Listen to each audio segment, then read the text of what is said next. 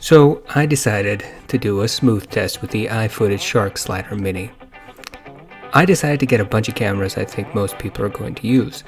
For instance, I have an A7 III, I have an RX100 Mark V, the 6 is out, but this is the 5. I have a 90mm macro lens, a Sony Zeiss, that goes with the A3. I have a 55mm that goes with the A3, and then obviously the very trustworthy GH5 with the standard kit lens, 12 to 35mm, and then the brand new Fujifilm X-H1. Now, I decided to try to get two birds with one stone, essentially. I've been thinking about doing a review about the Billingham Hadley 1 bag, which is what you see right now. So I decided to do this test with that as the model, essentially. And what I've done here is I've got my LED light just showing on the bag, and I will have throughout this video personally regret using a light that bright, but whatever. The slider is set up on two very, very cheap Amazon tripods, and I have the RX100 Mark V already set up. It was pretty easy to put on there with the head. Right now, the slider, as it will be throughout this video, is being powered by two external battery packs, the ones that I showed you in the first video, my very first video, and also the first video regarding the slider. So the slider is going to be powered just by those two batteries. So I think if you're going to go out in the field, you're probably going to take this stuff. Two very light tripods, the slider itself, and then the external batteries. So that's what I did. It kind of internally, but externally, meaning outdoorsy, that's what you would probably take, but it's in a controlled environment, so I can kind of work with and finagle whatever happens. And you're going to see that some things happen that will require me to spend time on it. So the first camera we're going to work with is the RX100 Mark V. And what you can see is that the Mark V,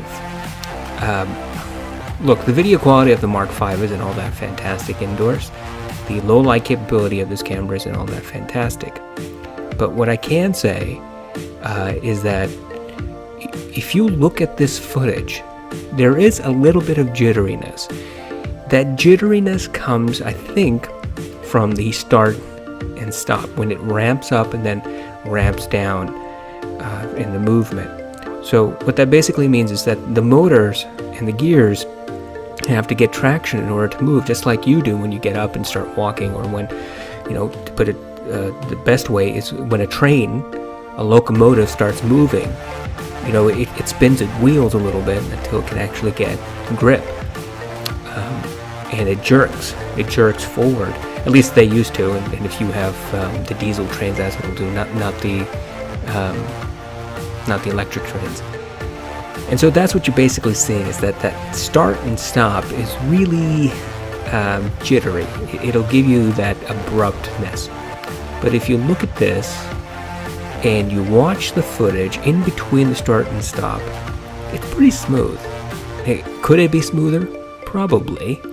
I think that this speed that I'm showing you is probably the type of speed that most people would use. I can't imagine anybody really using a slider quickly. If you're going to use, if you want a shot that gets you to your target, your objective, quickly, then you got to use a different. You got to use something different. Now here we have the GH5, and video quality is just so much better. But besides that, what you'll notice about the GH5 is that I have the dual IS working. So the RX100 doesn't have any in-body stabilization, but the GH5 has the 5-axis stabilization plus the lens stabilization, which is unique to this video because none of the other cameras have that. So with the dual IS, you kind of get the lens and the camera body working together to try to give you the smoothest possible picture.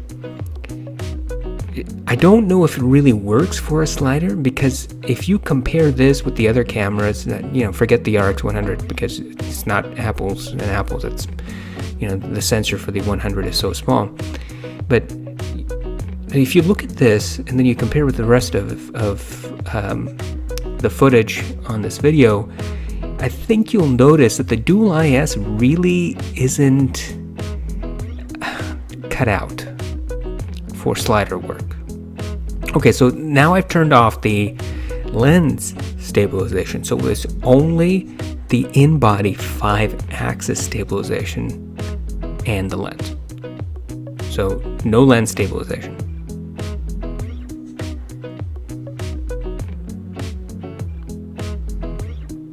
I can see a little bit of jitteriness, nothing that can't be fixed in Final Cut or Premiere or any editing software that has a stabilizer built in or a plugin that will accommodate a stabilizer.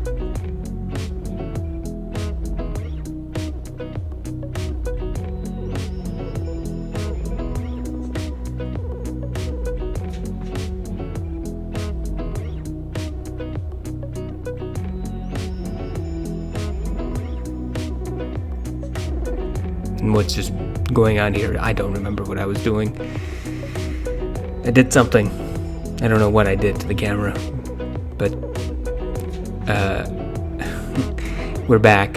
So what I've tried to do is come up with some different movements that I would use in order to capture this particular look of the bag, and just pan up and down and left and right to try to get the right video.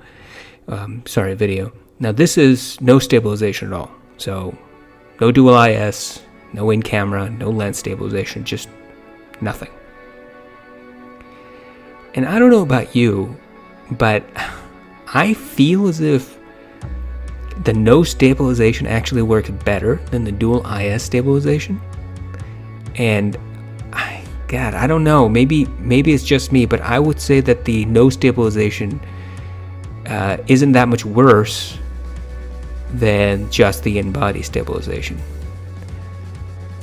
You're gonna have to compare this yourselves and decide. Now look, I don't imagine anybody's going to turn off their in-body stabilization. If you have it, you're going to use it, and I suggest that you do, whether you're on a slider or not. But it's good to know that if you don't have in-body stabilization, but you do have a relatively big sensor like a Micro Four Thirds camera like the GH5, you should be fine. If you compare the no stabilization here to the RX100, which does not have stabilization at all, I think that this does a lot better than the RX100. And it could be possibly because the sensors are so different. You have a 1-inch sensor in the RX100, and then you have a Micro Four Thirds sensor in here in the GH5. But as I look at it, I think that the no stabilization doesn't hurt the GH5 on this slider.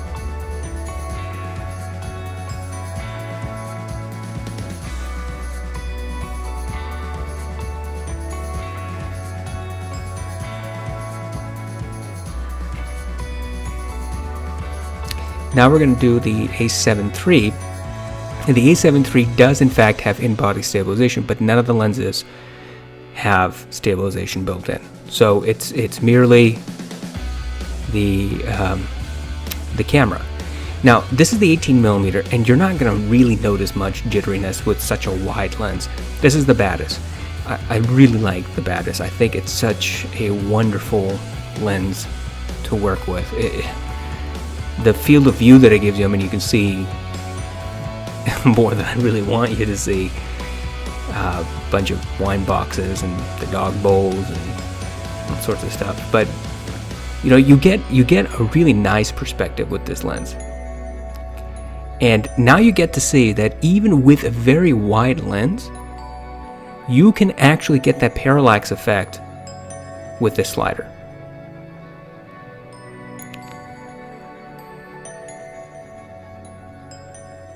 Now, what I'm doing here is that I pre-programmed a different movement, kind of a slightly different angle, and I wanted to see how that affected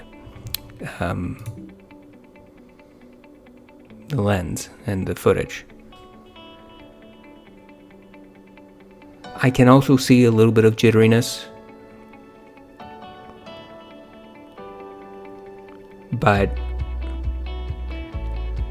I think, yeah, it's that ramping up and ramping down that this does. And in the app, there's a smoothness setting.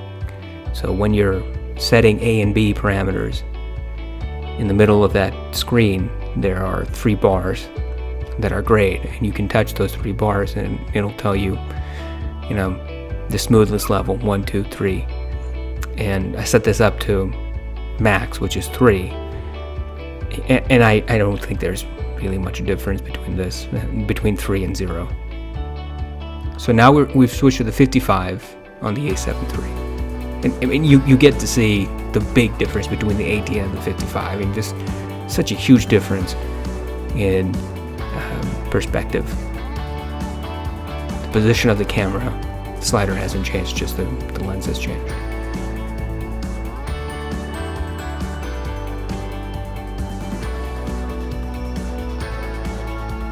And clearly, with a lens that is longer, has a longer throw, you get to have a better parallax effect than with the wide angle, because with a wide angle you have to travel further in order to get a parallax effect, just because of how wide the field of view is.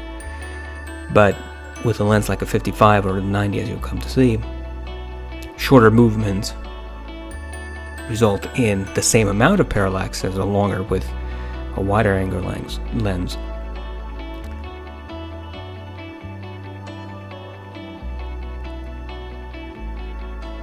One of the things that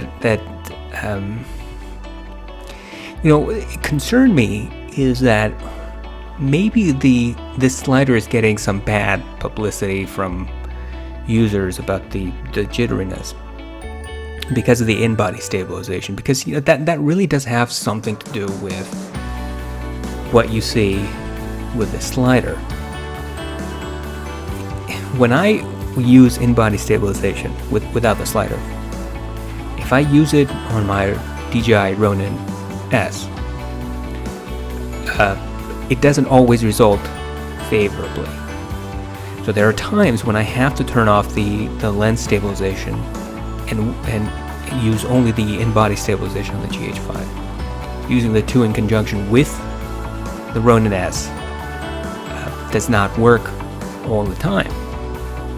And there are some occasions where the in-body stabilization will simply make things worse. So I wouldn't want to do that. Now, what I'm going to do here is switch from the 55 to the 90.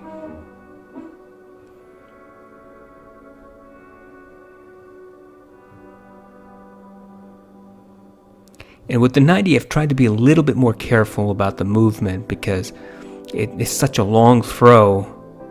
You can't really use the same movement, because it's just going to whiplash so fast.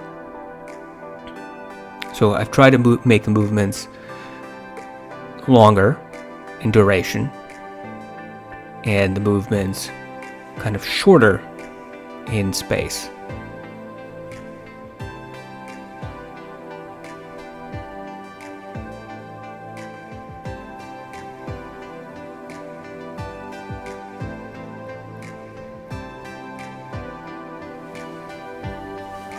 And I got bored a little bit with doing the left and right, so I'm going to do a different left and right. A close-up of the stitching of the Billingham bag. And if you look at the 90mm up close, you can see that jitteriness. Now, some of that jitteriness, I have to warn you, is because the moiré, you are going to see the moiré pattern in this video, and that should not be attributed to jitteriness in the slider. So you have to differentiate between the moiré that the camera is picking up and the jitteriness. And this one I think is slightly better, but you can still see the moiré. That's not jitteriness, that's just the moiré. Moiré is French for something.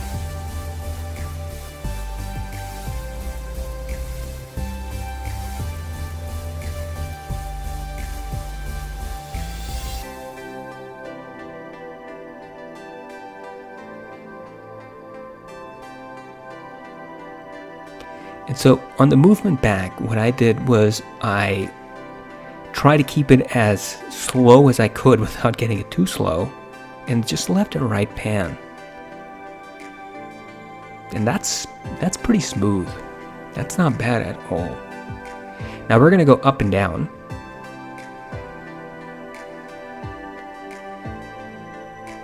This was a really slow movement. I think this was, I set this around 22 to 28 seconds, something like that. I kept playing around with it until I finally just gave up and picked a number. That's not bad. You know, there's some jitteriness as it comes to a stop, but that, again, that's ramping down. Now we're going to switch to the XH1, one of my, I really love this camera. It's a really nice camera. Unfortunately, there's that French moiré again.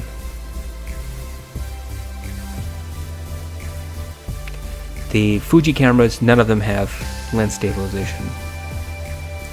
The XH1 does have in-body stabilization. It's the first to have that. I think the new X-T3 also may have the in-body stabilization.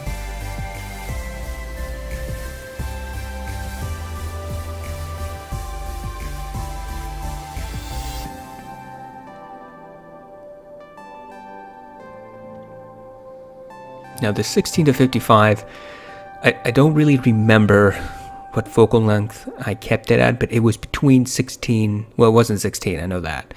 So it was probably 25 to about 35 millimeters. So the other thing that I did, because I got bored of doing the whole left and right, and I'm sure you were getting bored of looking at it, is that I decided to kind of do a review of the bag while this slider was going back and forth, just to kind of test it out and see. And so you can go back and forth panning, and it worked out okay. Now you can see some of the footage here from my C200 filming the back. So that's basically the test. It's not altogether in-depth, but it kind of gives you an idea, if you have one of these types of cameras, what to expect. Now as far as the weight goes, you know, these are, none of the cameras here were more than 3 pounds. The heaviest load that I had was the A7 III with the 90mm that came up to 3 pounds 14 ounces, which is why I had to use the L bracket, and you're going to see that change in this footage coming up soon.